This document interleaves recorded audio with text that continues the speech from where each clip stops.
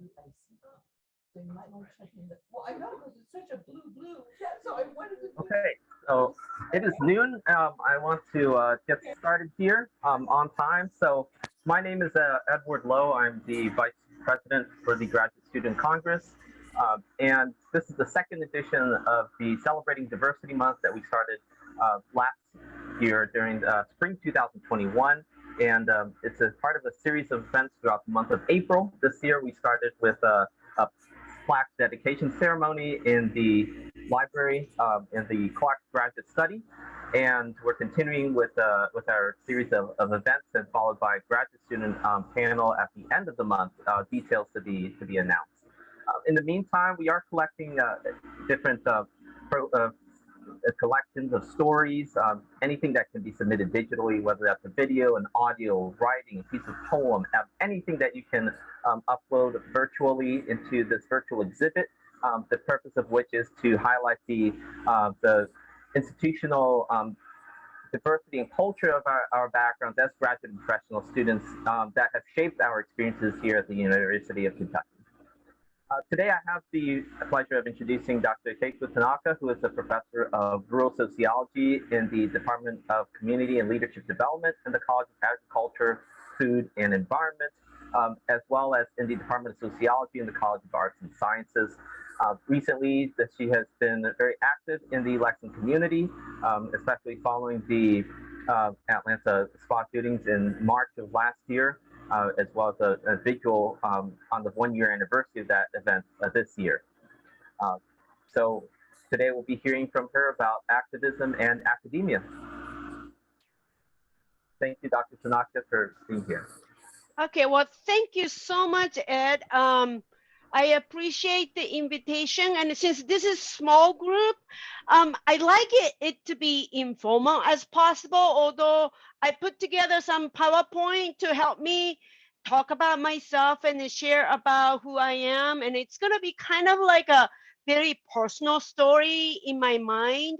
But you can stop me anytime you want, and you can keep the video on or off. It doesn't matter to me, but I do really like to see your face when you want to ask me a question. And like I said, just stop me anytime you want. Okay, so the assignment I got was talk about activism and academia, and I have to tell you that I don't consider myself as activist per se, or I'm doing as activism per se, but on the other hand, this assignment gave me a moment to reflect on my life and how I made all those different choices as a as a person, and then also as a profession in my profession. So let me talk about myself, okay, because that gives you kind of background of where I come from and why I do what I do. I was born in Japan, and I moved to the United States permanently in 1985 as F1 student, meaning the foreign student. And what happened? Okay. And I received actually associate's degree in sociology from junior college in Grand Rapids. And then I went on to transfer to go to small liberal art college, Aquinas College, Catholic school, and receive bachelor's degree. And then I got master's and a PhD degree in sociology from Michigan State. I am still permanent resident. I am still Japanese citizen. I'm not US citizen at all. I am a proud parent of 23-year-old twins, so it's about your age or maybe a little bit younger. My first job after I finished my PhD degree was at University of Canterbury, Christchurch, New Zealand, and where I was professor there for 3 years before I came to UK in 2001. So this has been 21 years at UK, and to be honest, I lived in Lexington longer than any other places I ever lived in my life, including my hometown in Japan. And I was hired actually by the Department of Sociology before Community and Leadership Development Department was created in College of Agriculture. And I'm going to talk a little bit about that. So why rural sociologists in the United States? Okay, because I could have pursued different career paths and then stay in Japan. Ever since I was little, I actually wanted to become somebody who can leave my mark in the history, because I was obsessed with reading biographies of other people. And then I thought the professor would be great, because I could also do second goal I had in my life, which was to travel around the world. I wanted to see the world. I wanted to experience the world as a round, not just understanding it abstractly. I wanted to actually experience it. So I wanted to, I thought the professor would allow me to do those, both of the goal. And at the same time, overcoming gender inequality in Japan. Because I didn't want to stay in Japan. At the time I was in Japan, most women would be asked to leave the work when they get married or when they get pregnant. So I don't want to stay. And I developed the desire to study sociology after spending a year as an exchange student in high school in the United States and in the state of Michigan. And then when I went into sociology as an undergraduate in the United States and then later in the graduate program, initially I wanted to do industrial sociology work, in particular looking into the automobile industry, because at the time in the late 1980s, the conflict between US auto workers and Japanese automobile companies who were building a factory was incredibly hot issue in public arena. So I wanted to do industrial sociology and also my interest with the gender. But once I got into graduate school, I totally changed my area to sociology of food and agriculture, and particularly looking at the agriculture industry. And it was like that change happened in the first semester. I actually applied to do the industrial sociology, but then I got actually accepted to do that, and I was going to become a TA for one of very known sociologists at Michigan State, doing precisely this, looking at the labor relations in the automobile industry. But my TA assignment got changed to RA assignment, and I worked for Larry Bush, who was a very known, respected sociologist in sociology of food and agriculture. So it totally changed. And so my area of interest became the roles of scientific knowledge and technological change in transforming agriculture and food systems. And I did my master's thesis about Japan and a PhD dissertation about China. So I do have a bit of a background in the Asia study, particularly Eastern Asian study at all. I study, and in fact, I spent 1 year in University of Michigan doing a China studies training. Now, looking back, my activism over time, and I can actually think about even before I came to the United States. I was a quite active and outspoken person as a child. I was very involved in the student government from elementary school onward. I was a Girl Scout member from elementary school until middle school. And then I was also active in a neighborhood association in Japan, neighborhood association, particularly in Kyoto. Neighborhood association play incredibly important role in governance. I mean, it's considered as a kind of like a government mechanism at the very, very micro local level. So I was very involved in that as a child. And then when I went to college in Grand Rapids, junior college and Aquinas College, I was a very active member. I actually was I was not the president, but I was like a vice president or secretary for International Students Organization in a community college as well as Aquinas. I was heavily involved in the Eastern Neighborhood Association. And then I was a board member of Michigan Sociological Association, which is a professional organization at the very local level. Then graduate school, I think the graduate school, I was the least active on anything other than internal matters in the sociology. I was very outspoken when I needed to. And then I became very active in the Rural Sociological Society. And in fact, it was a group of us in the graduates from across the United States, among a group of graduate students who changed the bylaw of Rural Sociological Society to allow each committee and a council to have a graduate student representative in the decision-making process.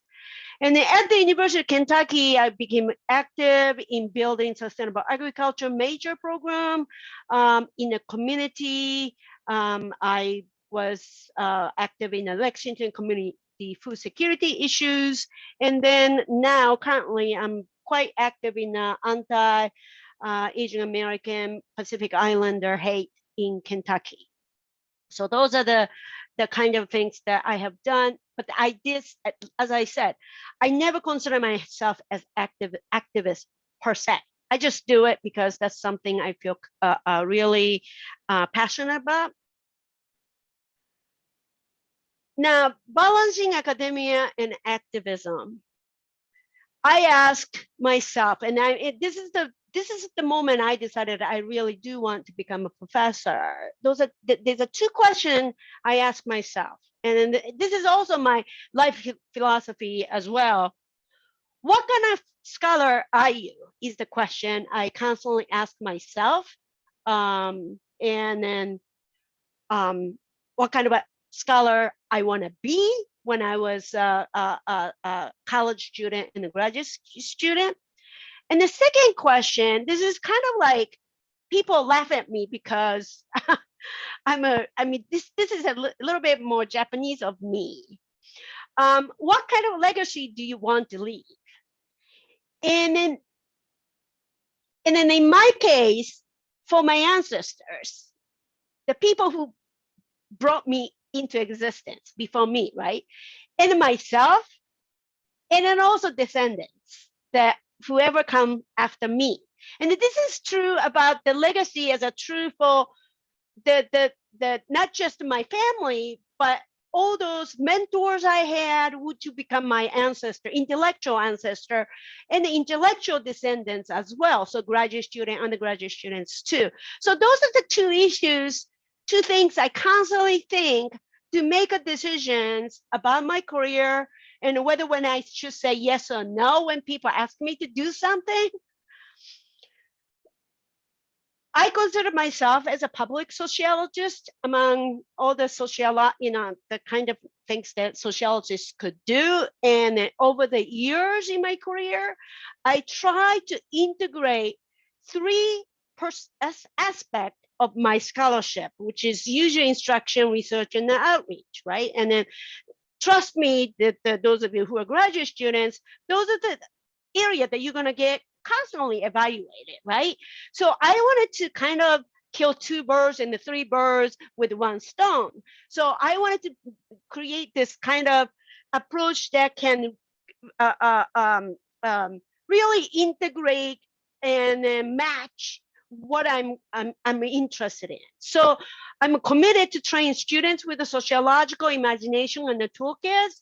So in order to do that, I really could try to offer my class to be community engaged, meaning that I sent the students out to the community and use their sociological imagination and they use the toolkits rather just memorizing it and spitting out in their exams and the essays. I always have some assignments that they have to go and talk to people in the community.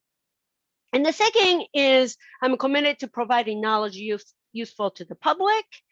So my area of research is the sustainable ag, food justice, but now I'm increasingly moving toward AAPI Kentucky. And so I do have this oral history project, which if you are interested in, please participate. I'm collecting stories of AAPI Kentuckians through the Oral History Center. And then so that not necessarily I consider myself writing for the fellow academics. I consider myself writing and presenting materials for the public to use. Then outreach, I participate in various decision-making processes at the different levels: university level service, professional society services, and in the community. I do, if you don't participate in the decision-making processes, there's not much you can do, right? So you can't change anything. So, I do that. Now, oh, sorry, just a minute. Is somebody trying to enter and I can't now. Can you, Ed, can you, oh, I got it. I'm sorry. I got it too. I got it. Let me see. I'm going to go back. Okay, I'm going to go back. Okay. I want to remind everyone in this Zoom. Academics are privileged people in our society. Don't you ever forget that. This is really important things to embrace and recognize. Otherwise, why are you working on a PhD? After years and years and then, hundreds and thousands of dollars of investment, okay? Otherwise, it doesn't make sense. We are privileged. So when I switched myself from food security as a focus of my activism to more and more increasingly anti-AAPI hate activism, it's because there are certain things in my environment that push me to make that shift. So what has changed in my life is my position. I'm no longer a tenure assistant professor, right? And I became professor. And that change had an incredible impact on what kind of activism I can do and I cannot do. Okay, and my work environment changed. I was hired as a sociologist in the sociology department, and then rural sociologists from College of Ag created a new department called Community and Leadership Department, and in the College of Ag. Sustainable Ag and Food System major, which I worked on to establish with my colleagues in the beginning of my years as assistant professor, now is actually major, and it's actually doing well. Asia Center, I was at one point director of the Asia Center. I was actually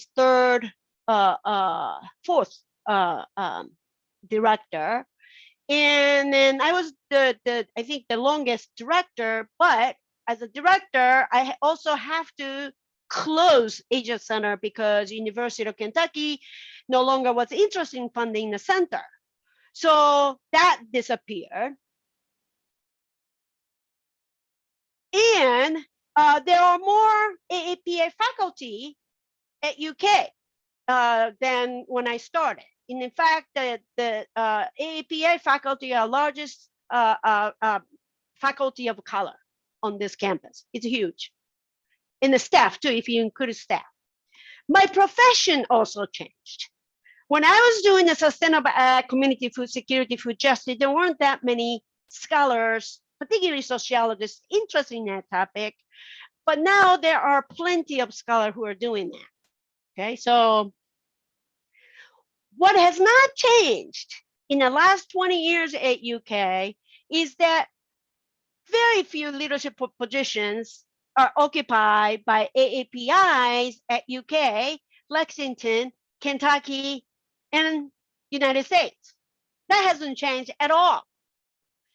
And there isn't AAPI studies at UK either. Although there's African American studies, Africana studies, African American, Africana studies major is available, so is Hispanic studies, but not the AAPI. And a few AAPI scholars within the rural sociology in my field, and there's a very little literature on AAPIs in the US South and the rural America.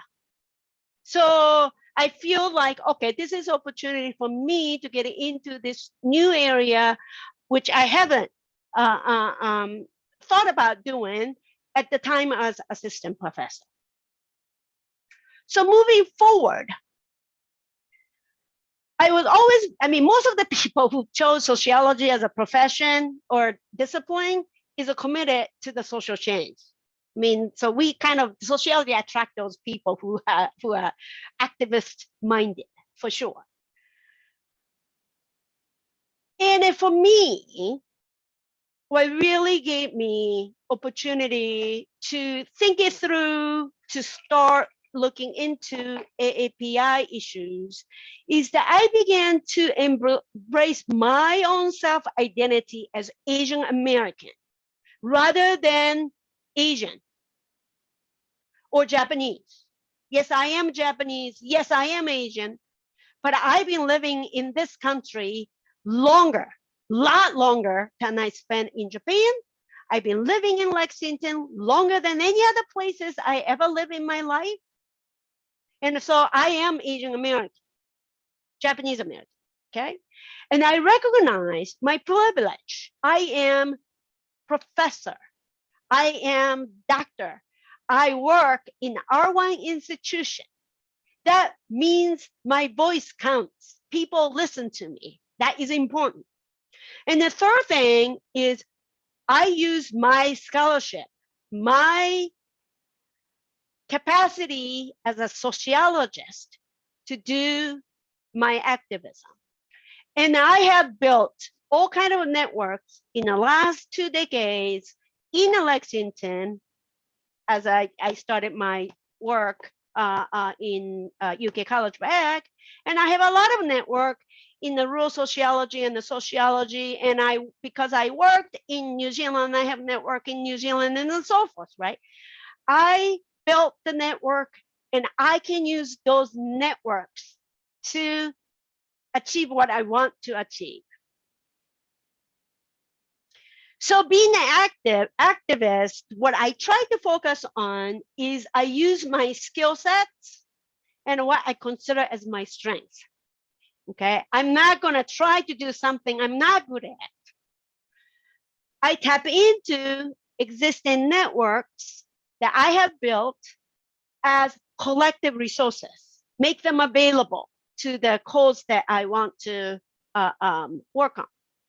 And I seek out, and then sometimes I beg, I literally beg for resources needed to achieve collective goals. When I want to do something, I am not embarrassed about going up to the door and begging for it. And I'm not afraid to lead. And I don't want to complain. I do not complain about doing the hard work.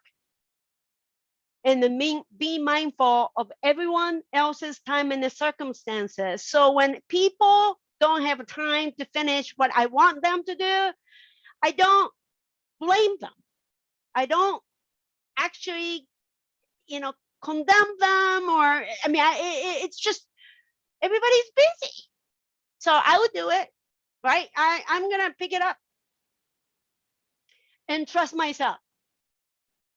And those are the items that I keep telling myself that I can to approach to set the mindset to get what I want to do. And also be appreciative of my allies who may not be, let's say, AAPI member per se, but who are willing to help and who are willing to come to the causes that I want them to join.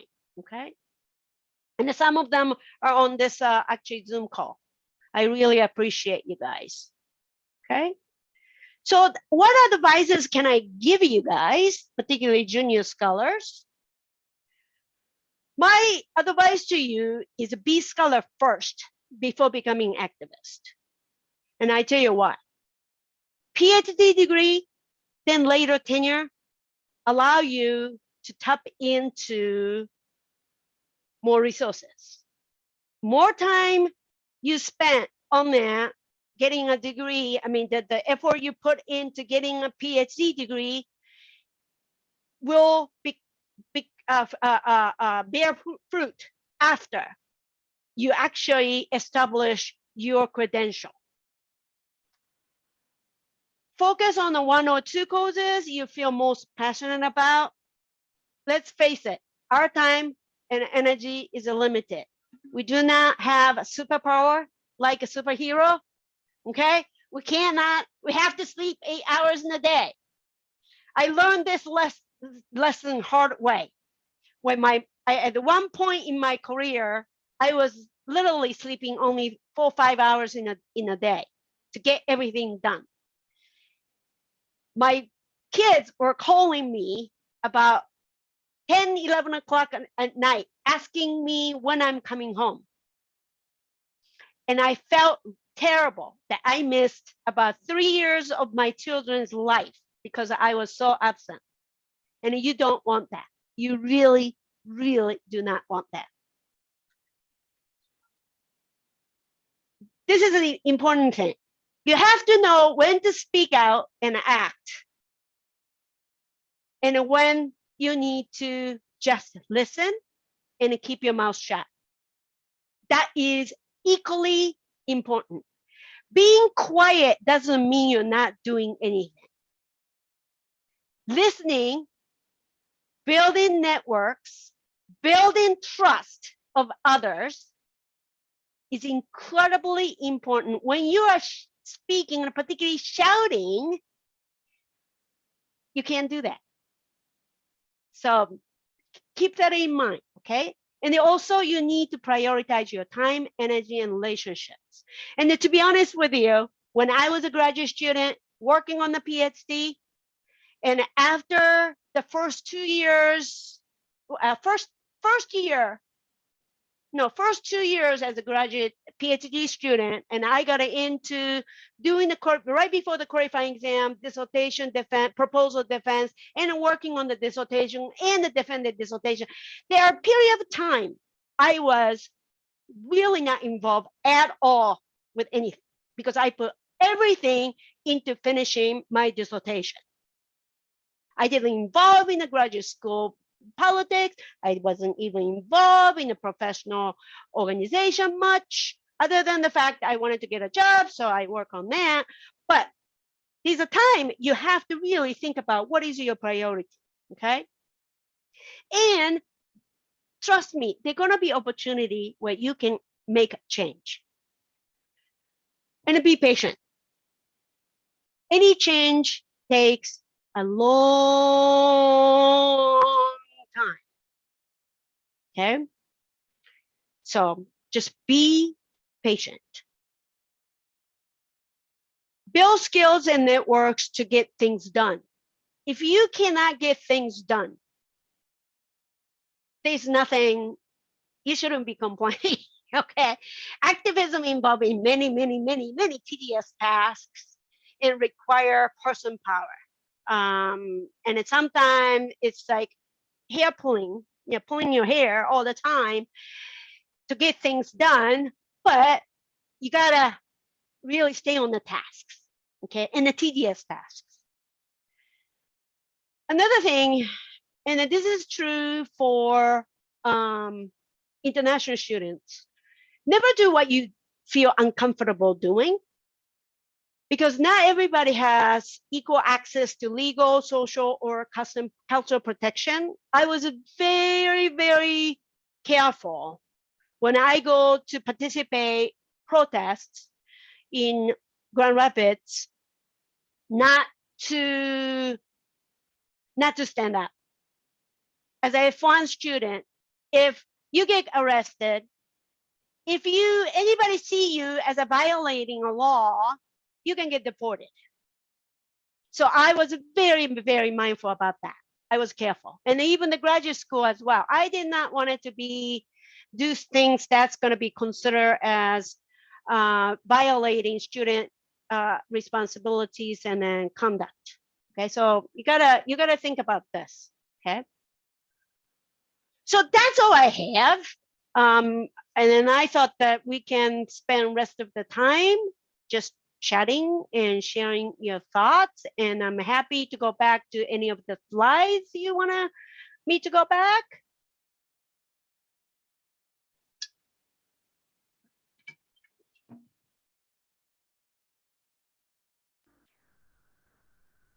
Thank you, Dr. Tanaka. Anyone, if there are any questions, can jump in at any time or put it in the chat box as well.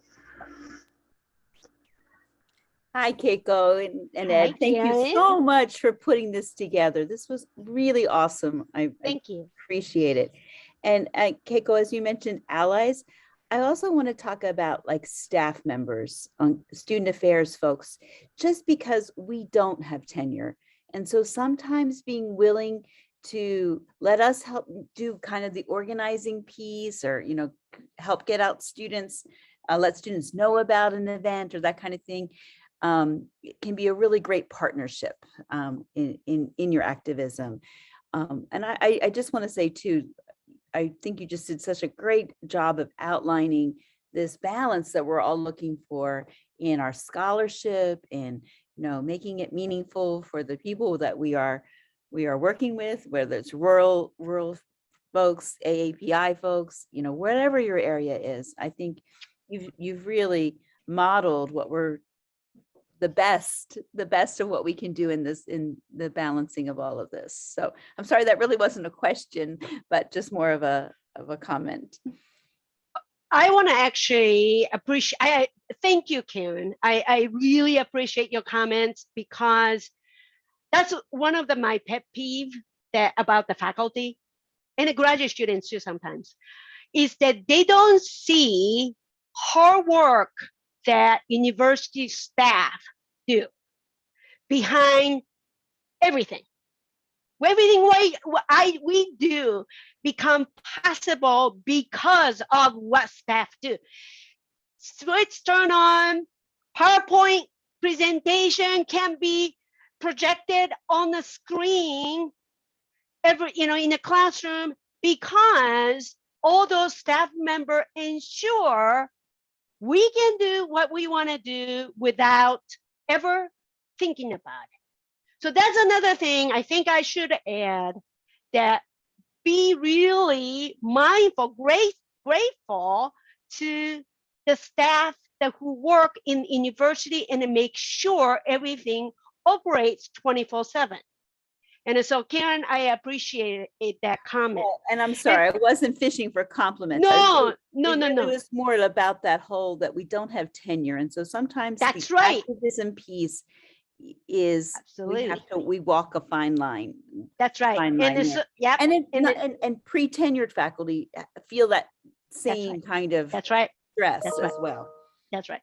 This is why the tenure faculty member and a particularly full professor have a more responsibilities, because we kind of act like invincible, right? Because it should be. That's the way the tenure system works. So we have to be able to protect those people who are vulnerable. This is one of the reasons I get asked a lot of things to do on this campus. And the reason I can't say no is precisely that. If I don't do it, then it will goes to the people who don't have the kind of protection I have. And so this is my logic, right? But again, it takes turn. So, that you start off as a student, undergraduate, graduate student, and then untenure assistant professor, associate professor, and professor. And as we walk stairs to going to the upper level, then you have to be more protective of those underneath you. And that's, I think, in a sense that my true commitment lies. And then work to balance. I have to balance because I have all the experiences in the last 20 years. And then I can also count on people like you when I want to, let's say, do the event and I say, hey, Karen, will you please forward this email to everybody, right? I mean, that's what I meant by network. Building those network and use those as your resources, but also share with others who want to be part of that movement.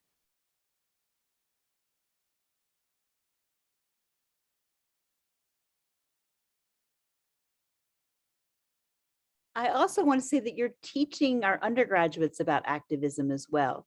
You know, the Yeah. truly the solidarity event that we did last spring after the horrible shootings in Atlanta. I had a student tell me this was the first time she'd ever done something like this. And so having that experience on campus really gave her some courage to do something downtown then as well. But, you know, feeling like, well, I can try this activism on campus, or I can try to be that ally in this space. So it's important. It's an important teaching moment as well. Yeah, I agree.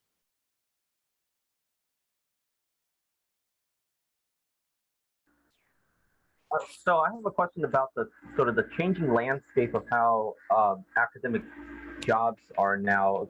A lot of this is moving towards like 5-year contracts, which is they call it like a version 2 of tenure, but it has to be renewed every 5 years. So how do you see this newer system that's becoming more popular affecting the activism of faculty like yourself? Or for junior faculty moving forward? That's an excellent question. That is really, really excellent question. I have great concern how the university academic positions are changing. And then I do think it is those of us who do have a tenured faculty job positions are the one who have to fight any way possible to ensure that there will, the new position are when new position are created, we insist upon it have to be faculty position and the tenure track position instead of a non-tenure like a lecturer positions or full-time instructor position with very little benefits and then just a year-to-year contract. And then I think that's a job that current tenure faculty need to play actively in their own department and the unit. And then I agree. I mean, this is a public issue.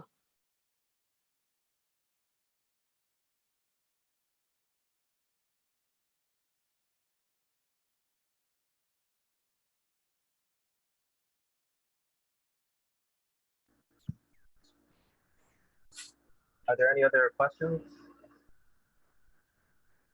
Open floor. Maybe I just have a quick comment. I don't know if you can hear me. Yes, I can hear you, Anna. In response to Edward's point, I think while doing what you suggest, Keiko, I think it's important that we do not see a divergence of interest between different types of faculty positions that are created in this context, because I think the interest of adjuncts and the interest of faculty, tenure faculty are not divergent. I think it would be a disadvantage if we see it that way. Mm-hmm.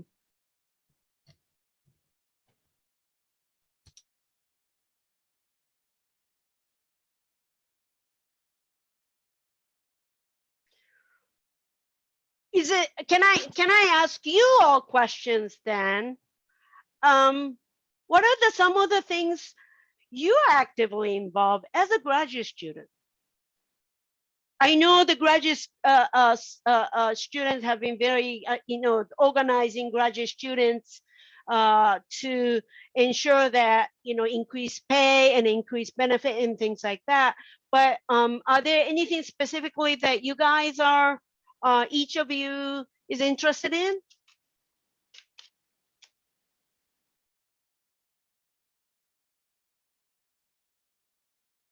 Well, I've seen my colleagues here, so I want to give them some time to speak for themselves. But I've been actively involved with the Graduate Student Congress for the last few years since I started my PhD. And you're right, that comment that resonates well with me. There's a time and place for everything, and I need to finish my dissertation, and so I also need to kind of pass the reins on to someone else.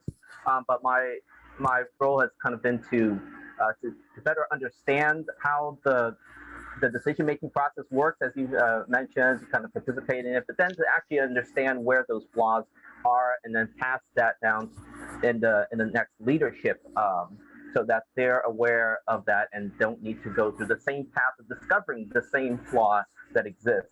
So I've seen my role in that in the various positions that I've contributed to in the Graduate Student Congress.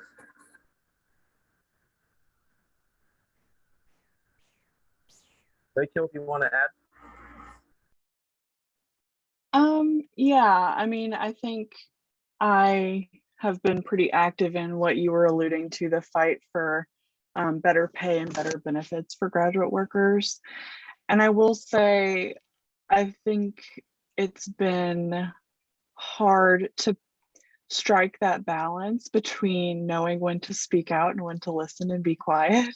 And I wondered if you had any advice about how you decide when it's best to speak out and when it's best to listen, because especially as like a graduate worker in a precarious position who's hoping to move into a faculty position, and then I'll be in an untenured faculty position, how do you strike that balance? I think that Pat Mooney is here, so he can speak about this. During when he was a graduate student, the fight for the better pay and a better benefit has a long history among the graduate students. We had it at the Michigan State. Michigan State graduate students tried to unionize. I think that attempt failed because the science people didn't want to unionize because they were getting paid better from the grants, right? And then, so there's a long, long, long history. I think I asked myself when I was a graduate student, and then by the time I was a graduate student, I was married, so I was no longer international student. So I didn't need to worry so much about the getting arrested and then deported or anything like that. But nonetheless, I was still a permanent resident, which is different from the kind of legal protection that citizens have. I was, as a graduate student, I was very active within the internal dynamic of a sociology department among the graduate students, but I was not particularly active in the unionization movement because I really wanted to finish as quickly as possible and then as marketable as possible. That was my priority. And then there were plenty of students who wanted to be active on those causes anyway. So I didn't feel like I didn't feel compelled, let's say. But I was ally. So what my point is, you have to pick your own battles, where you want to be up front, when you want to take it backstage. And that decision, like I said, should be based on what is most important goal in your life at that moment. I really wanted to get PhD. Okay, I wanted to get PhD. I wanted to become professor. Not only I wanted to become a professor, I wanted to go into R1 university. That was my goal. And so I prepare all the decisions I made in the graduate, 6 years in the graduate school or 7 years in the graduate school was based on that. So again, that's my advice. Now, when I was on tenure faculty, this is where I linked really closely. I became active only on the matters that are closely related to my job. Sustainable ag, food security. I do research. I do teach those courses anyway.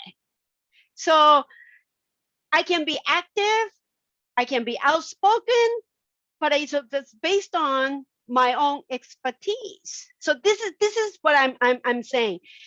Be able to use your pick the area that you can use your own expertise and scholastic interest to be able to speak. Then people will listen to you, right? And then when you listen, like I said, and be quiet, while you're being quiet, build networks, become, to talk with the people, learn about all those people who are active and who are outspoken, be their allies. And then when you are ready to be up in the front, they will come and then become your resource. Does it make sense? Okay. Because the trust and the skills to get things done is really, really important. There are a whole bunch of people who can complain and be active, who is outspoken, but when you ask them to do things, they cannot get things done. And you don't want to be that person, right? So there are people who quietly do things, right, for you, and then you sometimes need to take that role. And that's the balance you have to kind of make.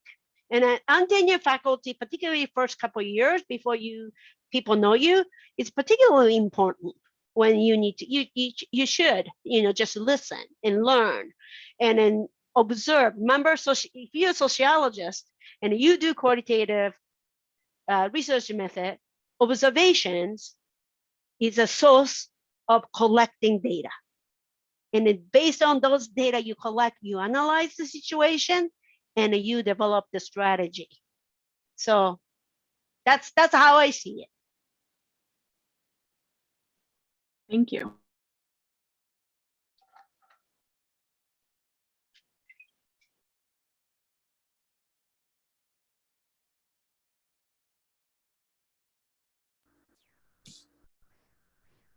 Well, actually, I have a question from a more, I think, personal experience. And so I'm born in the U.S. and I don't have the experience of being an international student first.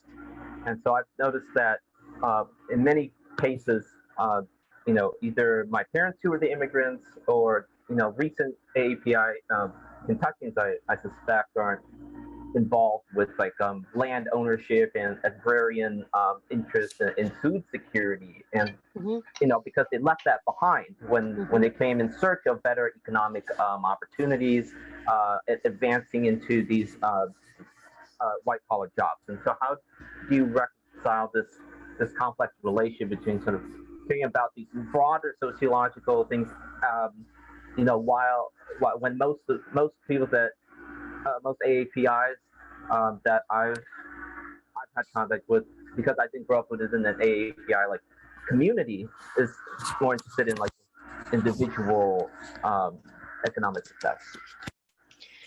Yeah, that's a more scholastic question on this, and then I think this is why it complicates, right? I mean, and then I'm going to be talking about that in a few weeks from now at the Unite Research Showcase. That if this and then this is why it interests me.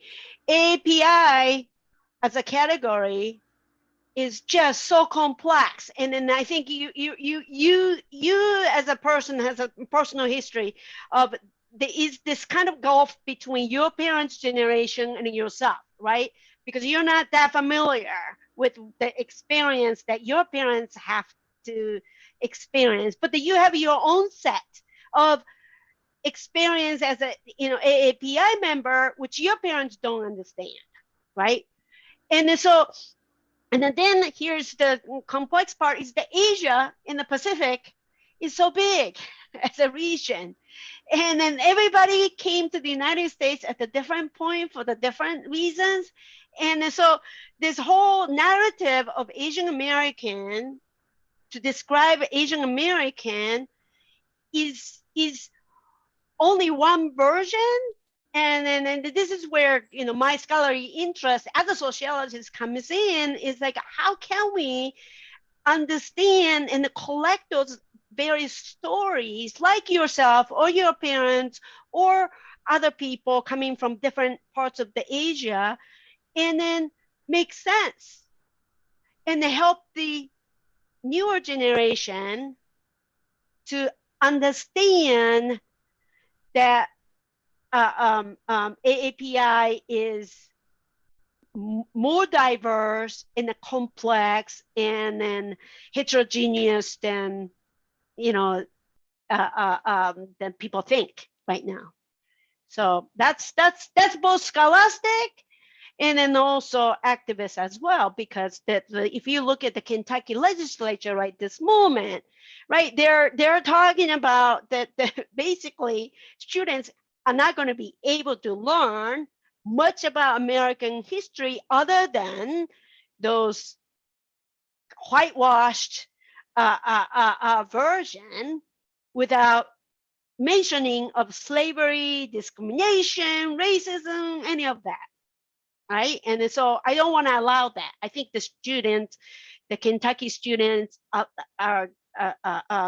should be, they deserve to learn about different stories, different way of understanding American history.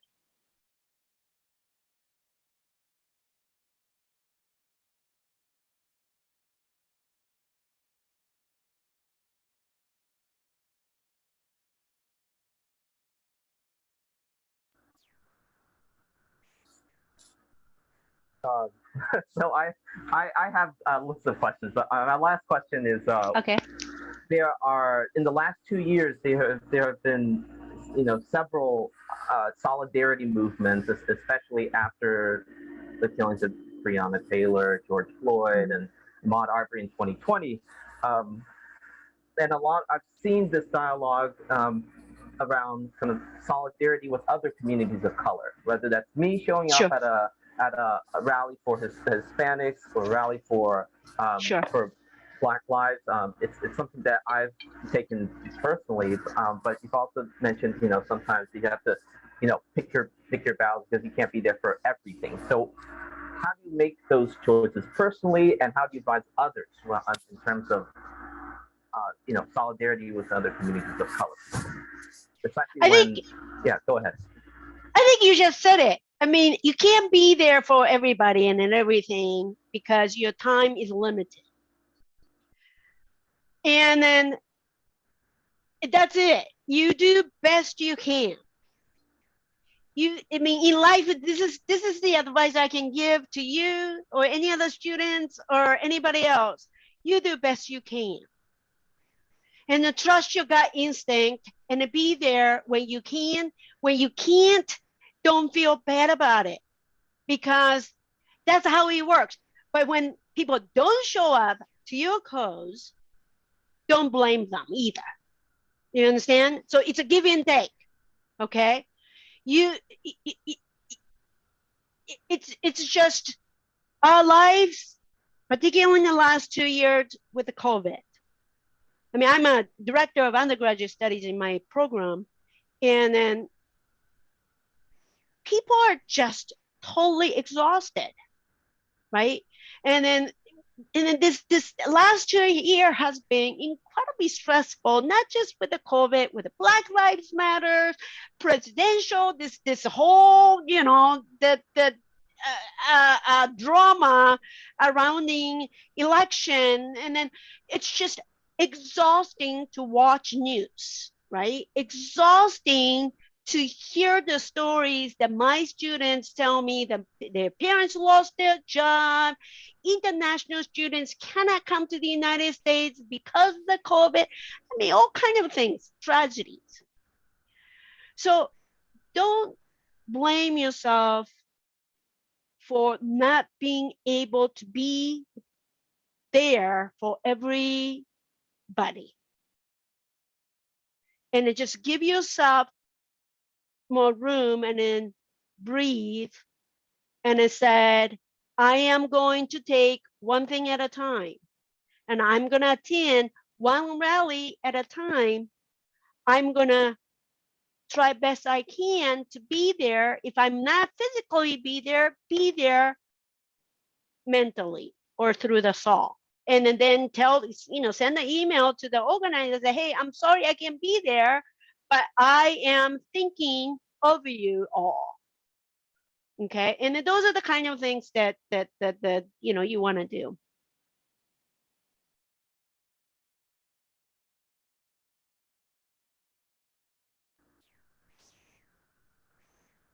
Are there any more questions? Well, if there are no more questions, let's thank Dr. Tanaka again for her wisdom and your time to share this with us all. Thank you for inviting me, and I appreciate it. Thank you so much. And Karen, you are the best. Okay. Oh, Keiko, we all learn from you. Thank you so much. All right. Well, there's somebody trying to be here. Yeah. All right. Thank you. You all. Thank you. All right.